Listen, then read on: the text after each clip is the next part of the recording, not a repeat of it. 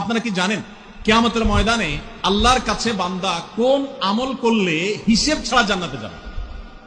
জানেন কেউ? বলতে পারেন কেউ?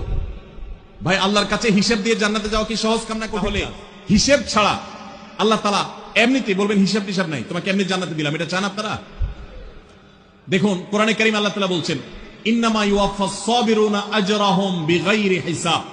আল্লাহ বিনিময় দেওয়ার ক্ষেত্রে, সওয়াব দেওয়ার ক্ষেত্রে দুনিয়াতে যারা সবরকারী হবে, যারা ধৈর্যশীল হবে, যারা সহিষ্ণু হবে, যারা নিজেকে নিয়ন্ত্রণ করতে পারবে, এই সবরকারীদেরকে আল্লাহ তাআলা হিসেব ছাড়া দিবেন, তাদেরকে সওয়াব দিবেন হিসেব ছাড়া।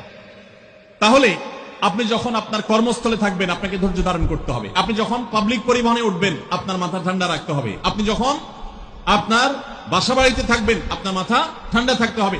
মাথা গরম হয়ে যায় যাদের, হট মেজাজ যারা, কথায় কথায় মাথা গরম হয়ে যায়, ধৈর্যহীন হয়ে যায়, যেখানে সেখানে গন্ডগোল